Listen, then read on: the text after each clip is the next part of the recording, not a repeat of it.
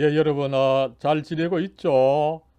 어, 이번 학기 이 동영상 강의 여러분들 잘 들어주는 거 감사하고, 오는 목요일 날, 12시 우리 수업 시간에는 영암관 532호실에서 대면 강의를 한번 하도록 하겠습니다. 이때까지 수업을 한번 되돌아보고 또 기말고사도 잠깐 이야기하고 여러분들 얼굴 한번 보고 싶습니다. 꼭 모두 참여해 주시기를 바랍니다. 여러분, 이 시간에는 은혜의 수단으로서의 그 성례입니다.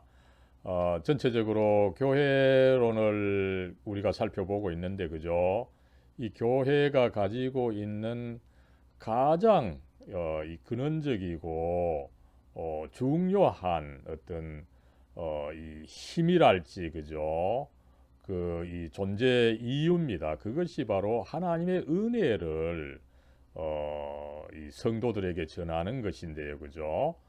그랬을 때 이 하나님의 은혜를 전하는 수단이 크게 두 가지가 있다. 물론 뭐 여러 가지가 있을 수 있습니다. 그죠? 기도, 뭐 혼자 또 성경 읽는 거 이런 여러 가지가 있을 수가 있지만 대표적인 두 가지가 먼저는 그 말씀이다. 그죠?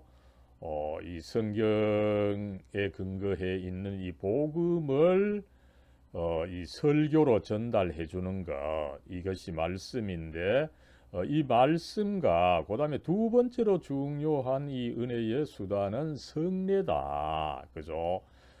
그러나 이 말씀과 성례가 이제 함께 가야 된다라고 하는 의미에서 이제 은혜의 수단으로서 먼저 말씀을 살펴보고 그 다음에 이제 이 성례를 살펴보게 됩니다. 이 성례에는 개신교에서 인정하는 신약 성경에 분명히 제시되어 있는 두 가지 세례와 성찬을 살펴보게 되는데 이 시간에는 세례를 살펴보도록 하겠습니다. 예, 그렇다면은 이 세례에 대해서 먼저 이 우리 기독교 세례가 과연 어떻게 제정되었는지를 한번 살펴보죠. 여러분, 그 예수님께서 사역을 시작하시면서 세례를 받으시면서 시작을 하셨습니다. 그러나 그때 이 세례를 제정하신 것은 아니죠. 이 세례의 제정은 오히려 예수님께서 모든 그 구속 사역을 완성하신 후에, 그죠? 완성하심으로써 이제 예수님 자신도 충분히 당신의 은혜를 성도들에게 나누어 주실 수 있는 그런 준비가 다 되신 후 최종적으로 이 세례를 제정해 주셨다는 것을 우리가 알 수가 있습니다. 그랬을 때 어떻습니까? 예수님께서 이제 부활하시고 승천하시기 전에 마지막 명령으로서, 그죠? 어떻게 보면 사실은 뭐 거의 유언이라고 해도 과언이 아닙니다. 그죠? 만민을 초대하면서 그 믿는 사람들에게 이 세례를 주라, 이 부탁을 하신 것을 우리가 알 수가 있습니다. 예, 이런 점에서 벌코프는 그 조직 신학 이 본책, 그죠? 큰 책에서 이 세례에서 세례에 대하여 정의하기를 이제 믿음을 통해서 그리스도를 참으로 영접한 사람들이죠. 이 사람들이 이제 하나님과 새로운 관계를 맺었으며, 그죠? 어, 그 다음에 관계를 맺고 끝나는 것이 아니라 이제 세상의 법이 아니라 하나님의 법에 따라서 살 의무가 있다는 사실에 대해서 이제 특별히 그 도장을 찍는 것이다. 이제 이렇게 새로운 삶을 살게 된다라고 하는 것에 대해서 어떻게 보면 하나님께서 도장을 찍어 주시는 것이 바로 이 세례다. 그래서 이 삼위일체 하나님의 이름으로 세례를 받음으로써 도장을 하나님의 도장을 받는 것이다. 이 의미로 이야기하고 있는 것을 우리가 알 수가 있습니다. 그랬을 때 여러분 세례 관련 이 성경 구절 참 중요하죠. 앞에서도 예수님께서 이제 당신의 사역을 완성하시고 최종적으로 이제 승천하시기 전에 마지막 명령으로서 이 대사명 마태복음 28장 19절에 그 말씀을 주신 것을 아마 여러분들도 알고 있을 겁니다. 모든 민족을 제자로 삼아서 아버지와 아들과 성령의 이름으로 세례를 베풀어라. 그죠? 이 명령이 있고 요것에 이제 조금 짧은 버전으로 이 마가복음 16장 15절 16절에 나오죠. 그래서 먼저 여기서도 이제 예수님께서 마지막 말씀으로 주신 것입니다. 그죠? 온 천하에 다니며 만민에게 복음을 전파하고 그래서 믿고 그죠? 믿는 사람만이 아닙니다. 그죠? 분명히 믿고 세례를 받는 사람입니다. 그죠? 그래서 믿는 것이 중요하지만 믿음에는 이제 믿음이 완전하게 되려면은 고백의 성격이 있어야 된다라고 이제 제가 앞에서 그 믿음의 개념을 설명하면서 이 세 가지 요소 그죠? 말씀을 드렸는데 그때 이제 이 나타나는 것이 바로 이 세례를 받으면서 고백을 하는 것입니다. 그죠? 그렇게 할 때에 이제 믿음이 완성되기 때문에 단순히 믿는 사람은이 아니라 믿고 세례를 받는 사람은 구원을 얻을 것이요 믿지 않는 사람은 정죄를 받으리라. 이렇게 예수님께서 이제 마지막 말씀을 해 주심으로 해서 이 세례를 제정해 주셨다. 이것을 우리가 알 수가 있습니다. 예, 그러면은 이제 세례에 대해서 두 번째로 이 세례의 표징과 그 의미를 한번 알아보겠습니다. 여러분 앞에서 이미 이 세례의 표징에 대해서는 물이라고 했습니다. 그죠? 성찬의 표징은 뭡니까? 이 포도주와 빵이죠. 그죠? 표징이라고 하는 것은 뭡니까? 그 자체의 의미보다는 그것이 가르치는 것이 중요하다는 거죠. 그러면 세례는 물인데 이 물은 과연 뭐를 가리킵니까? 그죠? 예, 여기서 이제 중요한 것이 이제 물인데 물은 어떤 역할을 합니까? 그죠? 물론 뭐 이 생명을 기본적으로 유지시켜 주는 역할, 이 수분의 역할을 하지만 다른 한편으로 그죠? 이 물은 몸을 씻어서 정화시키는 역할을 하는 것입니다. 그죠? 그랬을 때 이제 여러분 이 세례에서의 물이 가리키는 것은 뭡니까? 이 물은 그 수분을 가지고 있는 이 그리스도의 피를 가리킨다는 거죠. 의미한다는 거죠. 이 세례에서 물이. 그리고 여러분 이 피에 또 함께 하는 것이 뭡니까? 성령입니다. 그죠? 여러분 이 창세기 1장 2절에 보면 어떻습니까? 태초에 하나님께서 창조할 때 어떻습니까? 그죠? 그 혼돈이 있었고 그죠? 예, 하나님의 영이 수면 위를 운행하니라. 그죠? 하나님의 영이 특별히 이 물과 함께 있는데 물보다 진한 이 그리스도의 피와 성령께서 함께 하신다는 거죠. 그래서 이 세례에서 물은 한편으로 그리스도의 피, 그죠? 다른 한편으로 이 피와 함께하는 성령을 의미한다. 그러면 이 그리스도의 피와 성령이 어떤 역할을 합니까? 그죠? 앞에서 보통 물이 보이는 몸을 씻지만 그리스도의 피, 또 피와 함께하는 성령은 어떤 역할을 합니까? 영혼의 때, 그죠? 몸의 때가 아니라 영혼의 때인 이 죄를 씻어서 정화하는 역할을 한다. 그죠? 이것을 가르치고 있습니다. 여기서 여러분 그 물이 몸을 씻는 것처럼 그죠? 그리스도의 피와 성령이 이제 영혼의 이 때를 씻는 것을 의미하죠, 그죠? 그래서 이 세례에 있어서는 씻는다라고 하는 개념이 본질적으로 중요하다는 것을 가르치고 있다는 거죠. 이것이 이제 이 중요한 것은 이 본질적인 씻는다는 본질적인 의미를 이제 물론 뭐 내포하지만 그보다 외형적인 자꾸 이 침례교에서 침수례를 강조하는데 사실 성경에 있어서는 이 뭐 침수든지 아니면은 물을 이 뿌리고 이 흘러내리는 이 관수례라 그러죠.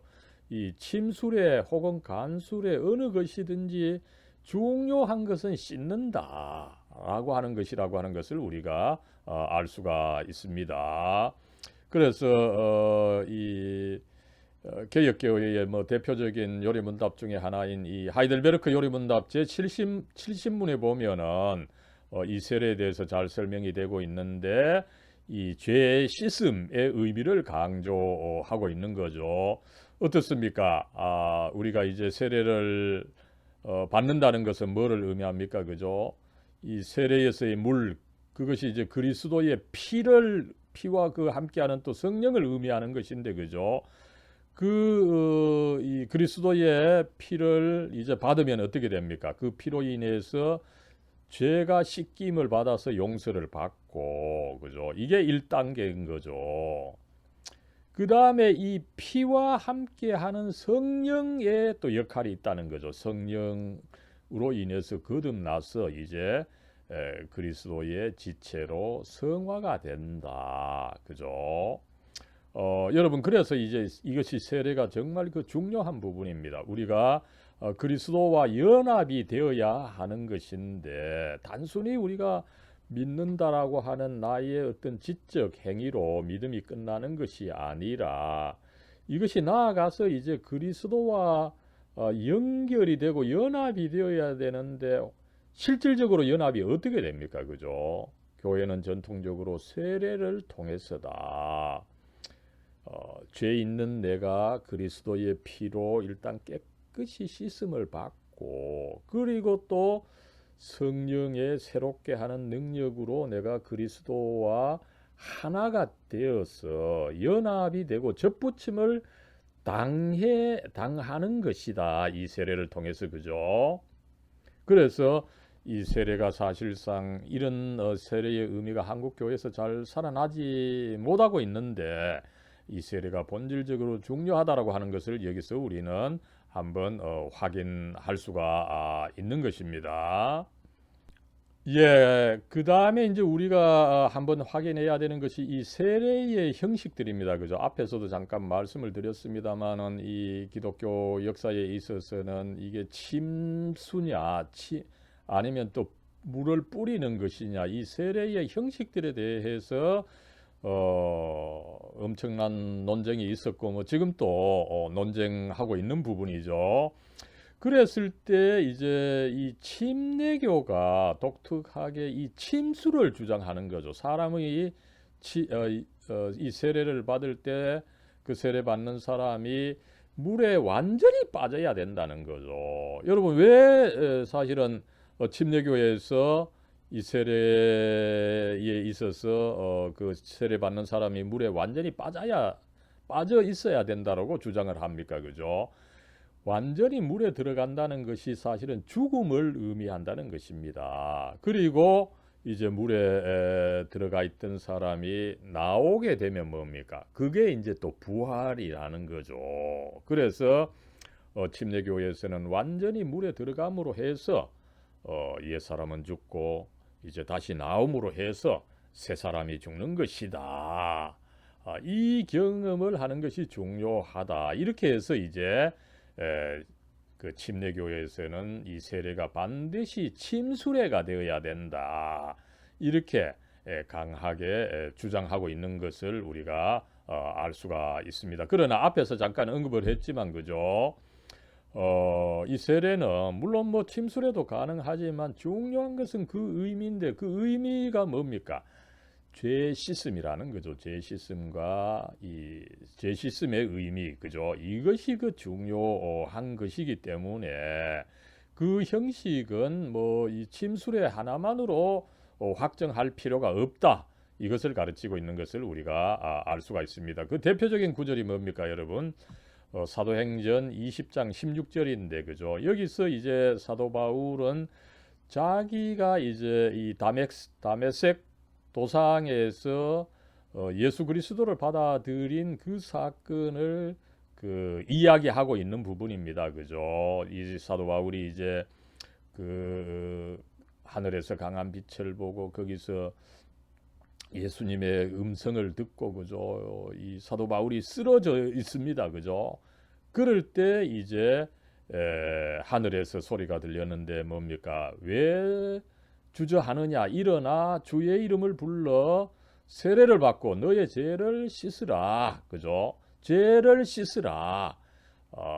뭐 여기서 이 세례 밟는다. 밥티조는 그죠? 필연적으로 이 침수례가 아니라고 하는 것을 알 수가 있습니다. 나아가서 여러분 어떻습니까? 사도 바울이 지금 다메섹 그 도시 한가운데 있는데, 그죠? 주의 이름을 불러 세례를 받으라.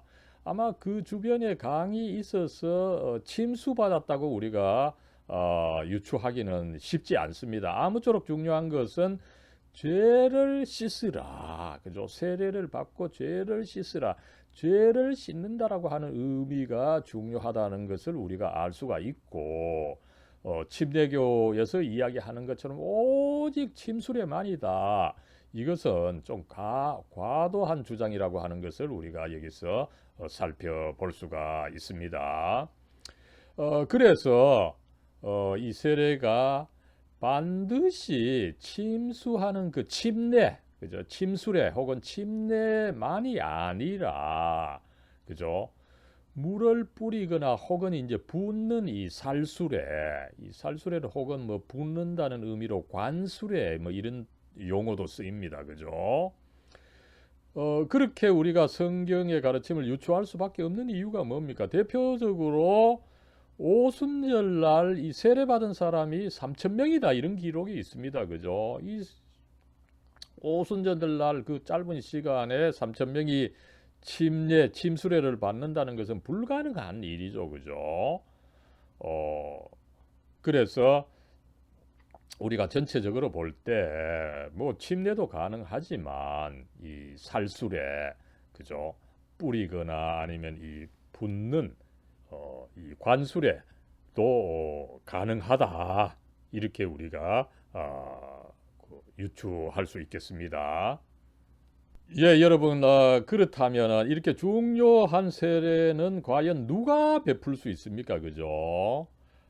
먼저 일반적으로 보면은 여러분 이 성례, 그죠? 뭐 세례와 이 성찬은 항상 말씀과 함께 이 설교와 함께 시행이 되어야 합니다. 그죠? 그러다 보니까 이 말씀과 성례를 함께 시행하는 이 합법적인 이 책임자로서, 그죠?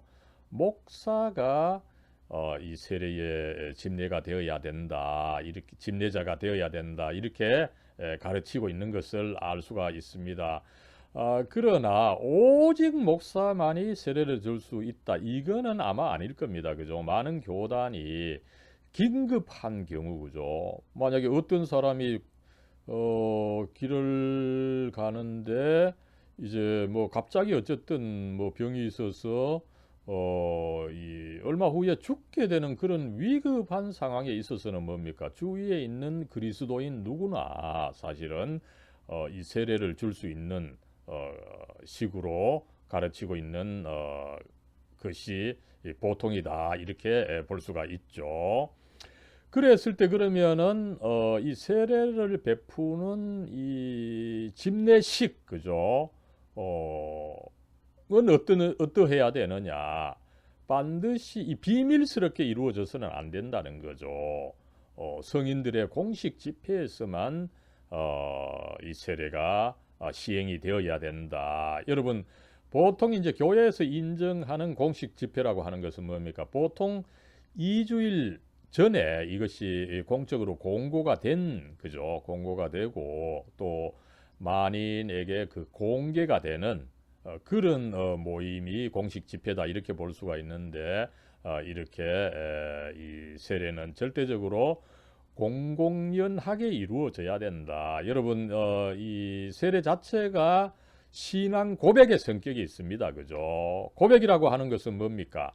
내가 심지어 나를 위협하는 이 신앙으로 인해서 나를 위협하는 적들 앞에서도 내가 강하게 나는 예수 그리스도를 주님으로 받아들입니다. 이것을 그 고백하는 것입니다. 그럴 때 그것은 절대로 비밀스럽게 이루어져서는 안 된다라고 하는 것을 우리가 알 수가 있는 것입니다. 그 다음에 이제 세례 행위에 있어서 중요한 것은 뭡니까? 먼저 뭐 일반적으로 합법적인 목사가 이제 세례를 주는데 반드시 뭡니까? 삼위일체 하나님의 이름으로 시행을 해야죠, 그죠? 그래서 보통 보면 어떻습니까? 저도 요 대학교에 담임 목사로서 이제 세례를 줄 때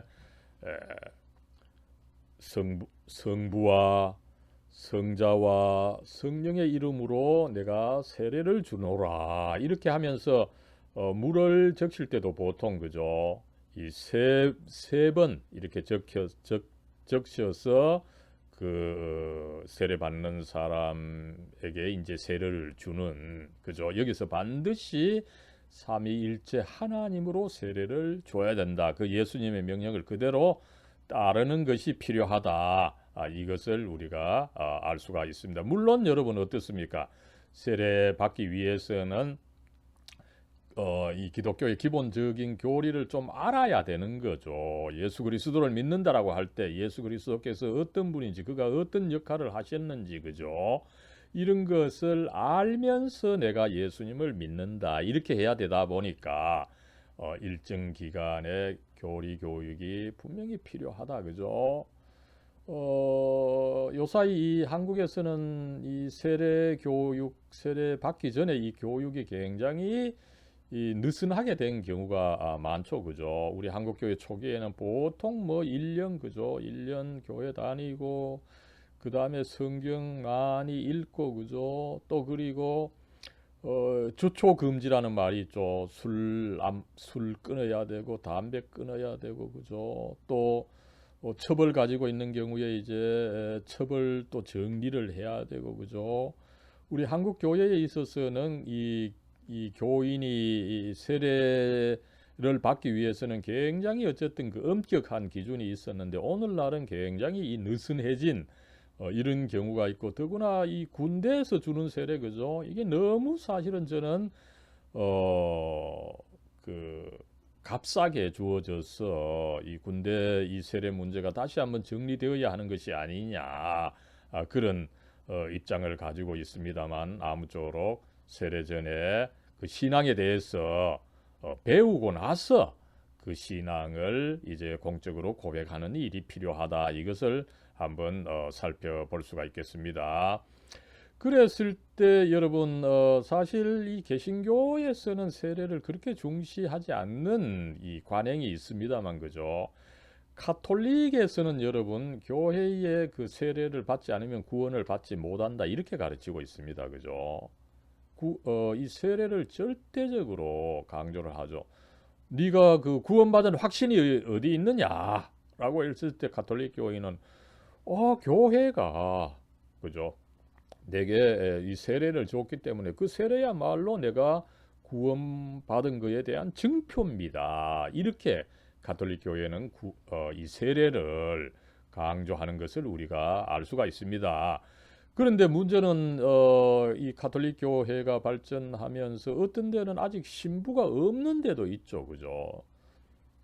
그리고 가톨릭 교회는 또 될 수 있으면은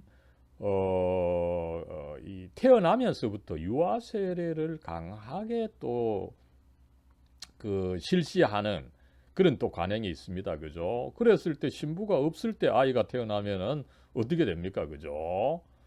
그럴 때는 이제 다른 사람들 특별히 그 조산원이 이 세례를 줄 수도 있다 이렇게 이제 가르치고 그죠. 그래서 개신교도 물론 공적인 이 세례식은 엄격하게 합법적으로 안수받은 목사만이 실행할 수 있다 이러지만 긴급한 경우에는 모든 신자가 사실은 그 세례를 줄 수 있다 이것을 가르치고 있는 것을 우리가 알 수가 있습니다.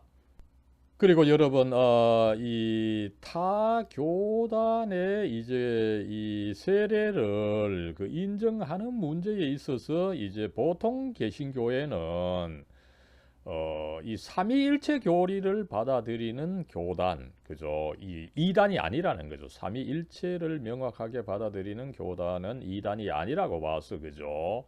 이단이 아닌 교파의 이 세례를 인정합니다, 그죠?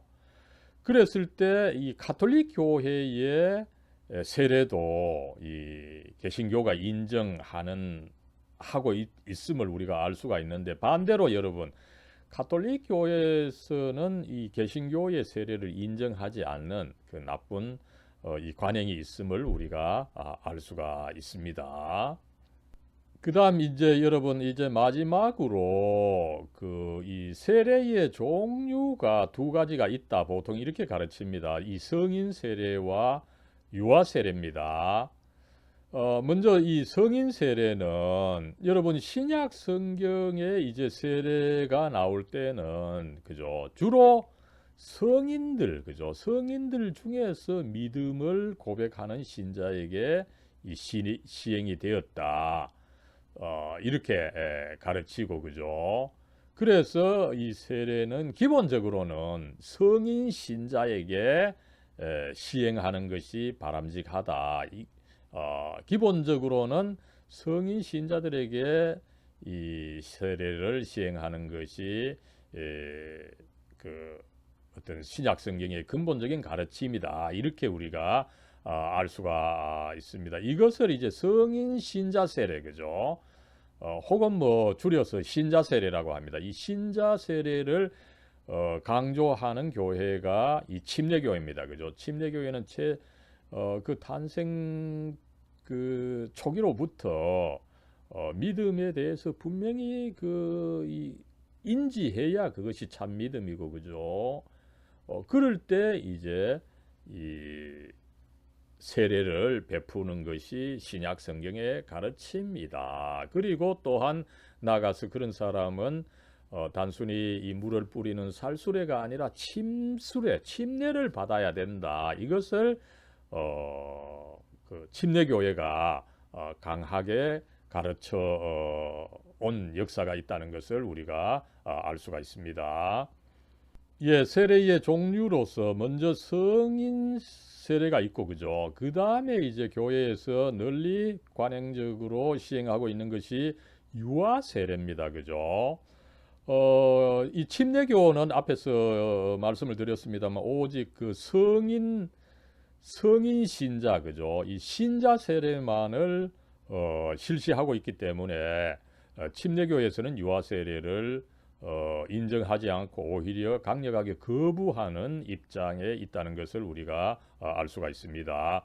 그랬을 때 이 침례교를 제외한 대부분의 개신교단들은 그죠 성인 신자들과 그들의 자녀들에게도 세례를 시행해 왔다는 거죠.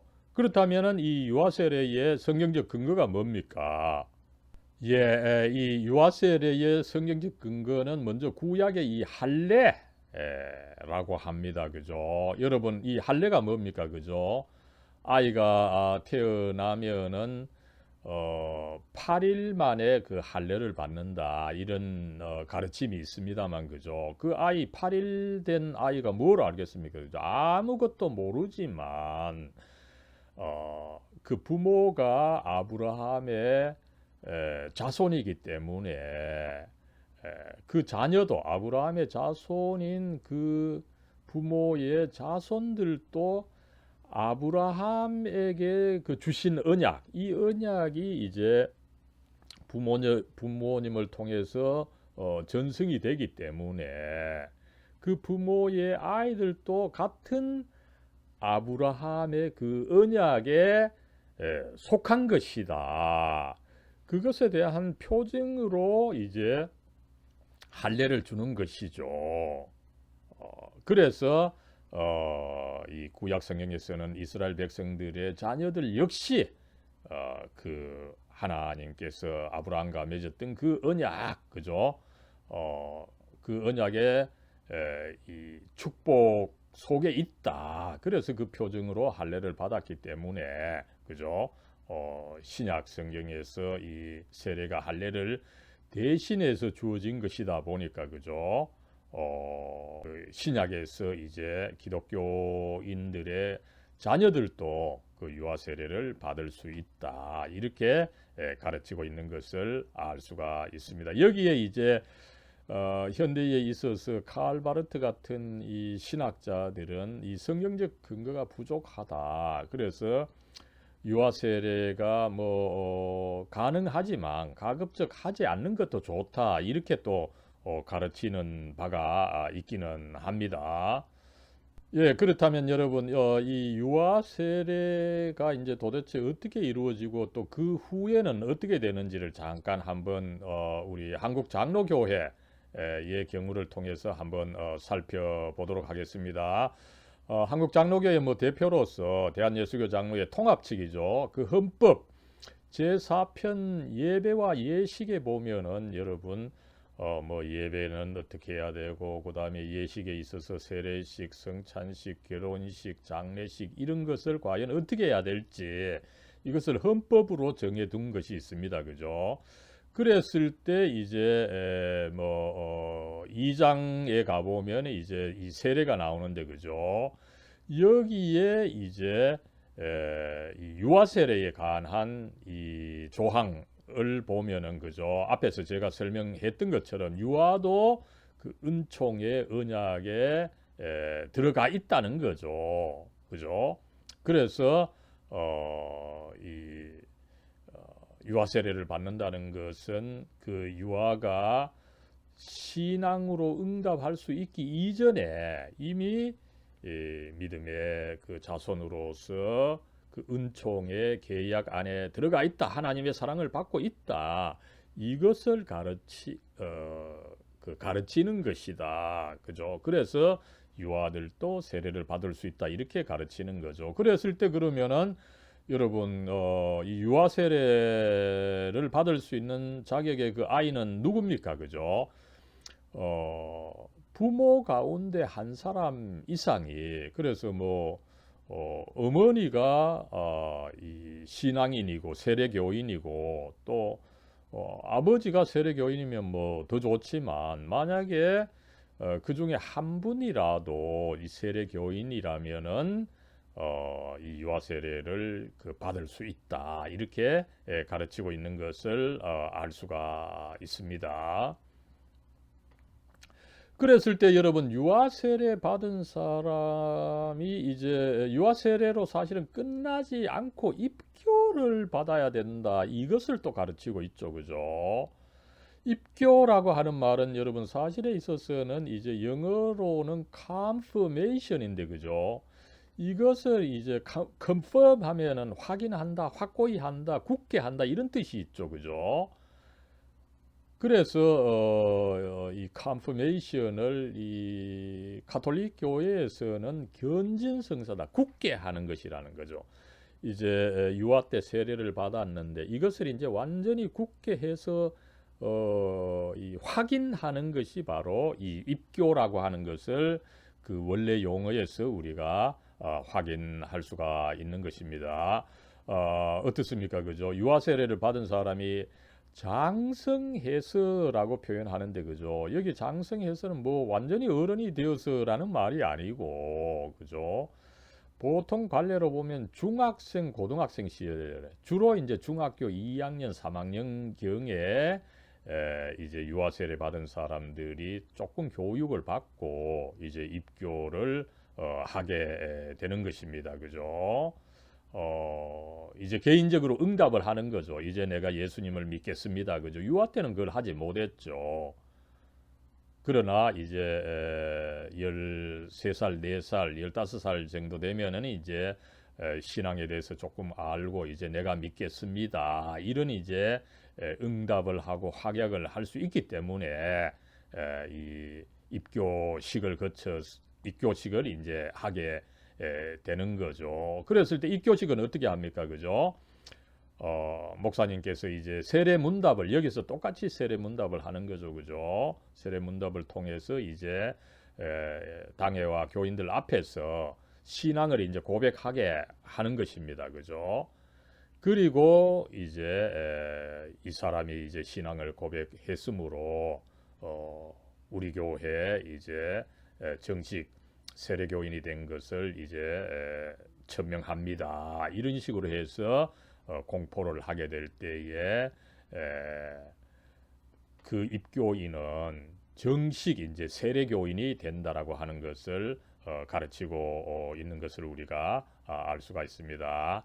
예, 여러분, 이제 세례론을 마치면서 마지막으로 이 세례의 여러 그 모습들, 그 사진을 잠깐 보는 것으로 해서 마치도록 하겠습니다. 여러분, 먼저 이 그림은 그 엘 그레코라고 하는 이 17세기 1600년 초에 이 1600년대 초에 이 화가였죠. 이 유명한 이 세례 장면인데 그죠? 여기서 보면 일단 우리가 주의를 할 수 있는 것이 뭡니까, 그죠? 이제 이 세례 요한이 예수님께 세례를 주는데 물에서 침례를 주지 않고 이렇게 그 사발 같은 데서 물을 뿌려서 예수님께 세례를 주는 장면인 거죠. 그랬을 때 가톨릭 교회는 이 침수례가 아니라 어쨌든 이렇게 뿌리는 이 관수례를 가르치고 있는 것을 여기서 그림으로 보여주고 있는 거죠. 그럴 때에 아무쪼록 예수님께서 이렇게 세례를 받게 되니까 이제 성령께서 비둘기처럼 임재하셨고 또 성부 하나님께서 너는 내 사랑하는 아들이라 이렇게 인정을 해주시면서 함께 해주셨던 것을 알 수가 있는 거죠. 이것으로 해서 교회는 이 세례라고 하는 것이 이 삼위일체적인 사건이다, 그죠? 이것을 이 그림으로서 가르치고 있는 것을 알 수가 있습니다. 그 다음에 여러분 이 유아 세례의 장면인데 여러분 이 제가 이 대학교에 그 담임하면서 그 아이에게 이제 유아 세례를 준 것인데 여러분들 이 아이가 이 물에 흠뻑 젖은 모습 이 사진으로도 이 나타나는데 그죠? 저는 이 세례가 정말 이 도장을 찍는 것이다. 그죠? 이 하나님의 백성으로 이제 확실하다. 이 도장을 찍는다는 의미가 중요하다고 봤기 때문에 이 물을 흠뻑 이렇게 사용했습니다. 그랬을 때 이것을 조금 더 분명하게 하기 위해서 그죠? 여기 아마 여기는 저기 러시아 정교회의 아마 사진이라고 추측이 됩니다만 그죠? 완전히 어린아이지만 이렇게 물에 빠뜨리는 그죠? 그래서 아이가 우는 모습입니다만 그죠? 굉장히 어쨌든 이 도장을 확실히 찍는 것을 알 수가 있고 요거는 어떻게 보면은 여러분 이 가톨릭 교회입니다. 가톨릭 교회의 유아 세례는 이렇게 물을 정말 그 흥건히 부어 내리는 여기에 비해서 우리 한국에는 그저 물을 조금 찍어 가지고 이렇게 하는데 이거는 약한 것이다. 이렇게 좀 비판을 할 수가 있겠습니다. 여러분 그 성인 세례도 마찬가지죠. 여기서 제가 이제 세례할 때 이 학생 머리가 젖었습니다. 저 굉장히 이 손에 물을 가득 찍어 가지고 저는 이렇게 물을 바르는 식으로 세례를 베풀었습니다만 그죠. 이것을 이제 더 분명하게 하기 위해서 침례교회입니다. 그죠. 침례교회에서는 이렇게 이제 그 설교자가 설교하는 강단 그 밑에 마루를 설치할 때 아예 욕조를 이렇게 설치해 둡니다. 그죠? 그래서 이 세례식이 있을 때는 목사님이 이 세례받는 사람과 함께 물에 들어가서 사실상 이 사람을 물에 집어넣었다가 지금 이 꺼낸 이 모습이죠. 물에 완전히 잠궜다가 이렇게 다시 꺼내 줌으로 해서 이 세례식이 완성되는 모습입니다. 그죠? 그 다음에 이제 또 비록 그렇게 할 수는 없지만 이 물을 또 흥건히 붓는 이런 이 세례식의 모습도 우리가 한번 확인을 할 수가 있습니다. 아무쪼록 여러분 이 세례에 있어서는 정말 이 뭐 형식도 중요하지만 이 물이 이 몸에 때를 씻는 것처럼 이 물은 예수님의 피, 또 그 피와 함께하는 성령이기 때문에 이 예수님의 피가 나의 죄를 씻는다. 그죠? 이 의미가 그러므로 해서 내가 또 성령을 통해서 예수 그리스도의 접붙임을 당한다. 확실히 그 하나가 된다. 이것에 대해서 도장을 찍는 것이다 보니까 그죠? 그 의미를 알리고 이런 식으로 또 세례를 베풀 때에 좀 물을 흥건히 써서 확실하게 이 도장을 찍는 식으로 진행하는 것이 참 좋다. 이렇게 볼 수가 있겠습니다. 예, 여러분 아무쪼록 여기까지 이 시간에는 은혜의 그 수단 두 가지 중에 첫 번째로서 이 세례에 대해서 여러 가지를 한번 살펴봤습니다. 사랑과 은혜로 충만하신 하나님, 저희들 이제 학기도 또 종반으로 이제 치닫고 있는데 저희들 계속해서 이 교회의 참 역사를 2000년의 역사를 보여주는 그리고 또 교회의 면면들을 보여주는 이 조직 신학 수업을 통해서 저희들이 오늘은 또 세례에 대해서 배우게 해주심을 감사합니다. 하나님, 저희들 하나님 예수님 믿을 때에 그저 내 자신의 어떤 지적인 한계 안에서만 그저 막연하게 아는 것으로만 끝내지 않고 교회가 이미 2000년간 이 시행해온 이 세례를 통해서 공적으로 저희들이 인정을 받아서 하나님과 예수님과 그렇게 연결되어 하나가 될 수 있도록 이 세례를